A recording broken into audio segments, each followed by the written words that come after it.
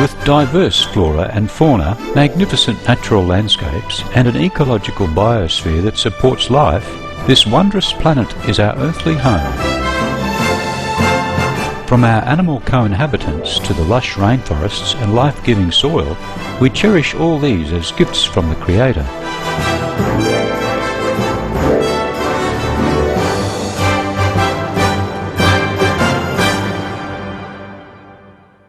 It is a common theme in the world's major faiths that during our temporary stay here we should be good stewards of Mother Earth. Throughout the years, Supreme Master Ching Hai has shared the message of leading a balanced life while following a spiritual path. Not only must we nourish our spirits, but we share the responsibility to care for nature and our fellow beings. In light of recent scientific evidence which pinpoint the raising of livestock as the #1 contributor to climate change, Supreme Master Ching Hai affirms the important message she has noted for over the past 2 decades. We must be vegetarian, meaning an animal-free diet, and practice sustainable living.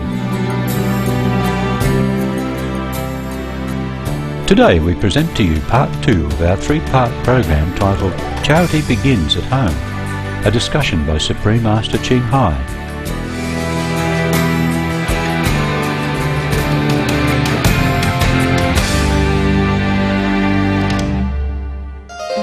Supreme Master Ching Hai's lectures are not a complete meditation instruction. Please do not try alone.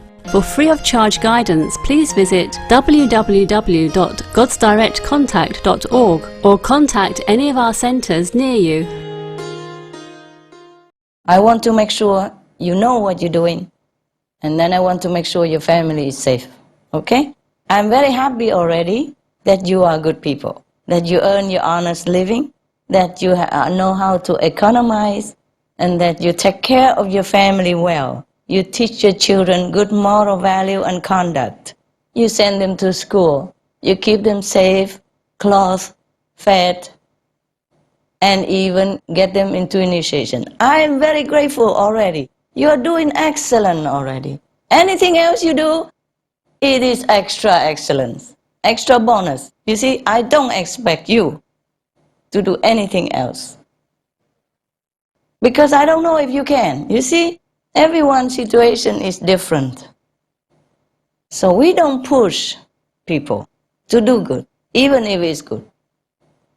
Do you hear me clear and loud? Yes? Yes. Well, thank you. I've said this many times already. I know many of you would give me anything I ask. That's why I don't ask. Huh? Because I'm afraid if I ask, you'll give anything.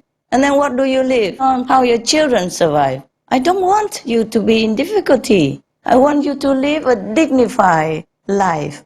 You understand that you owe no one anything, that you don't rely on anybody. You don't have to go back anybody for loans, for borrowing money or property. I want you to walk straight. I take care of myself and my family. That's why I don't ask. To make sure you have such a,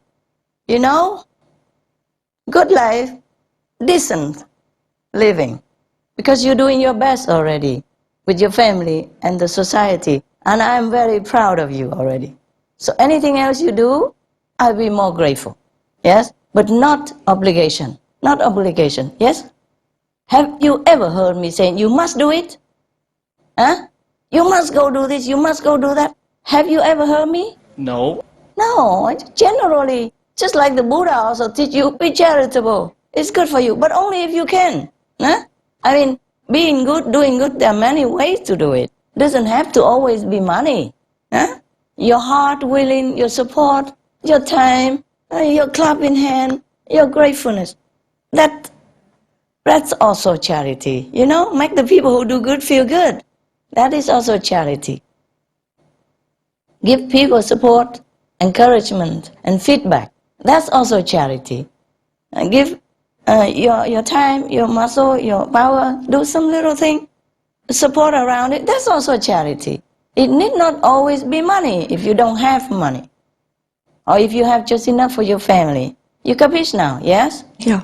Yes. Even if that person is really, really rich. It's not your money. You're not to envy anybody else's property unless he willingly come and do it himself to do something good for others and ask you to do it with him or something. You know, like between you, sometimes in the group you say, okay, today let's go and print some SOS and flyers, yeah, and go inform people. That's okay with me, yes? That is a good thing to do. But I don't push you to do it. I'm only doing it all by myself, mind my own business. Whatever I do it myself. And if you want to do similar things, then do it yourself. You understand me? I don't use charity or good causes to ask you money to burden you. Even if I know you are rich, I won't ever ask. I don't even take your money. I know many of you are rich. Have I ever come to you and asked some money? Huh? No. No. People do what they do, yes? And we do what we do. You do what you can. Don't ever envy anybody's property, yes? You can envy their virtues and try to copy it and do the same, if you can. You can envy people's goodness. You can envy people's talent and try to catch up. But we cannot envy people's property and try to take it. Even it's easy. We don't do this kind of thing. Do you understand me? As much as I want you to live a dignified life, a decent life, by having enough means to support yourself and your family, I also don't want you to ask people, because that's also below your dignity. You understand? Even for good deeds, yes? Don't they know what to do good deeds? Need you to go there and push their butt to say, hey, do some good deeds. You understand me? Yes. Yes. So, we are not politicians. We have no political ambition. We don't need money donation, or we don't need the vote for me stuff. You understand me? Yes. We cannot get away with what we know is not correct. Understand me? We don't push people. We don't abuse their goodness. We don't abuse their generosity. Yes? And charitable heart and pure heart. We don't abuse people's faith in Master to do what we want to do. Even if that money doesn't go straight in your pocket, it's still not right. Do you understand me? Using the power that you have to extract something out of somebody, giving her hard time or difficulty or tight financially, that is never right. It's just like abusing power, political power or anything, yes? I always heard that people say, oh, this person is corrupt. You know, he's using his political position or governmental post to take this and that and this property or that money. If we do this, it's the same. You understand me? Using governmental power, using master power, your position in the group is the same. It's a big, huge mistake. So, by the way, I'm telling you all this, and you tell each other, don't ever do such things, okay? Even if the person next to you is a multi-billionaire, just leave him alone. If he wants to do something, he will do it. He will tell you. He learned the same teaching like you do, no? He has the same master, no? Wouldn't he know what to do? Huh? Need you push him? And if he doesn't want to give money, you know, all by himself, all from his heart, then it's his business. It's none of your business. His money is not yours to eye on, to look on, or to try to manage. His banks know how to manage his money. He knows how. That's why he's rich. So you don't put your finger where it doesn't belong. Just keep your hands away. Don't ever eye anybody's property, wealth, wife, husband, nothing. Okay? Keep your eyes on your nose. I like this. See that? You only see the front. Huh? And that's also if you don't want to get into trouble emotionally, then also don't look at other girls and other boys. Yeah? Just look at your partner and your toe. Yeah? Remember the story about King Rama? Rama, the spiritual master? The one who has been exiled for 14 years? I told you that story already. Because his stepmother was envious, and wanted her son to be king instead. But, as heaven wills it, these two brothers love each other so much. So even though his mother snapped the throne for him, the younger one, the half-brother younger one, he never ruled the kingdom. He always put his brother's shoe on the throne and he stand beside it and saying that he's only keeping the throne for him until he comes back. He never sat on that throne. Do you understand me? The little brother. And, while the big brother was being exiled far away for another 14 years or something, he has never sat on his throne, even though his mother got it for him. Even though his big brother already been gone. He put the big brother's shoes on his throne and just stand by. like one of the guard or something. He's guarding the throne for his brother only. And the brother, big brother, has a beautiful wife also, of course, who later been kidnapped by some of the bad monsters somewhere. Okay, that's another long story. I can't keep telling you story forever.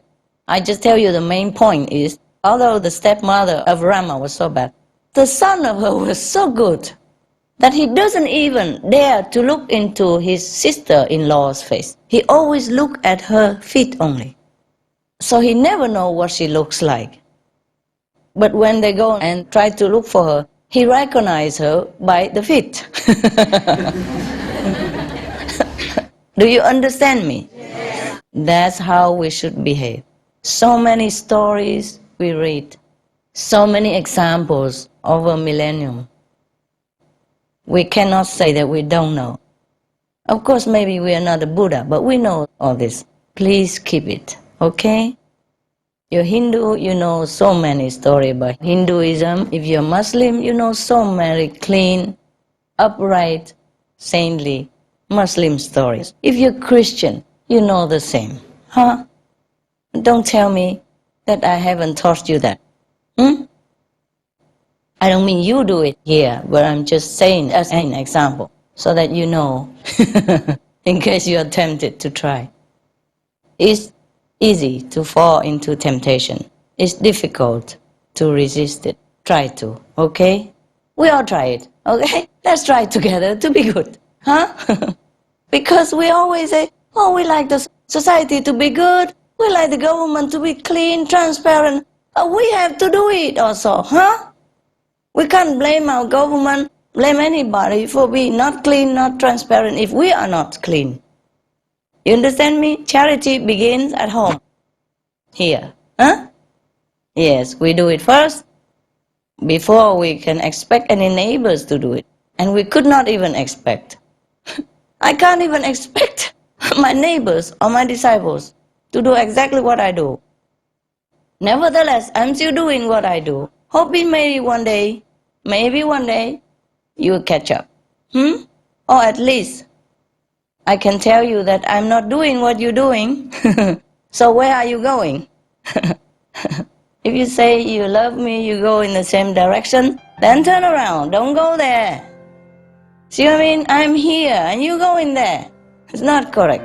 At least I'm keeping my position clear, so that you know where to go. Huh? We thank you for your compassionate company for today's episode of Between Master and Disciples. Join us again next Friday for part 3 of Supreme Master Ching Hai's discussion titled Charity Begins at Home. Animal World, Our Co-Inhabitants is up next, right after Noteworthy News, here on Supreme Master Television. May the Providence guide us in wisdom and love. Supreme Master Ching Hai's lectures are not a complete meditation instruction. Please do not try alone. For free of charge guidance, please visit www.godsdirectcontact.org or contact any of our centers near you. For more details, please visit www.suprememastertv.com/BMD.